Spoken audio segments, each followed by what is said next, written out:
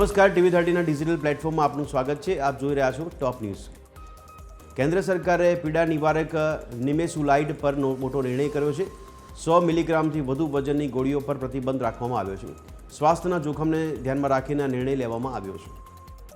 રાજસ્થાનના ટોંકમાં 150 kilo ammonium nitrate જપ્ત કરવામાં આવ્યું. મારુતિ સિયાઝ કારમાં યુરિયા બેગમાં વિસ્ફોટકો છુપાવાયા હતા. પોલીસે 2 આરોપીઓની ધરપકડ કરી વધુ તપાસ ચાલુ છે.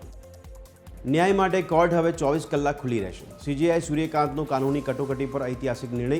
કોઈપણ વ્યક્તિ ગમે ત્યારે કોર્ટનો સંપર્ક કરી શકે. રેહાન અને અબીબા પ્રિયંકા ગાંધીની વાયનાડ રેલીમાં સાથે જોવા મળ્યા. તેમની સગાઈ પછી વિડીયો સામે આવ્યો હતો. રણથંભોરમાં ઔપચારિક સગાઈ સમારોહ યોજાયો. તો નવા વર્ષ પહેલાં ડિલિવરી કામદારો દ્વારા દેશવ્યાપી હડતાળ. 10 મિનિટની ડિલિવરી વિકલ્પ બંધ કરવા માટેની માંગ કરવામાં આવી. સ્વિગી, ઝોમેટો, એમેઝોન, ફ્લિપકાર્ટની સેવાઓ પ્રભાવિત થશે.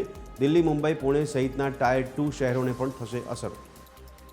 વિશ્વમાં સૌથી પહેલાં ઓકલેન્ડમાં નવા વર્ષનો પ્રારંભ. ન્યૂઝીલેન્ડના ઓકલેન્ડના નવા વર્ષની ઉજવણી શરૂ. આતિશબાજી સાથે ઓકલેન્ડમાં નવા વર્ષની ઉજવણી.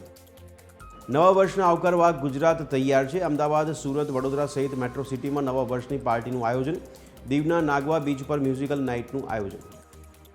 ગાંધીનગરમાં ડીજીપી વિકાસ સહાયનો વિદાય સમારંભ. નવા ડીજીપીના ઓર્ડરની જોવાઈ રહી છે રાહ. ઓર્ડર થયા બાદ શરૂ થશે વિદાય સમારોહ. 1 જાન્યુઆરી 2026થી કોંગ્રેસ ચલાવશે રાજ્યવ્યાપી મહાજનસંપર્ક અભિયાન. કાર્યકર્તાઓ ઘરે ઘરે જઈ મેળવશે સૂચનો. લોકોના સૂચનોના આધારે સ્થાનિક સ્વરાજની ચૂંટણીનો મેનિફેસ્ટો કરાશે તૈયાર. તો રાજ્યમાં ભર શિયાળે ચોમાસા જેવો માહોલ. કચ્છ, પોરબંદર, દ્વારકા પંથકમાં માવઠું. શિયાળુ પાકને નુકસાનીની ભીતિને પગલે ખેડૂતોમાં જીવ અદ્ધર થયા.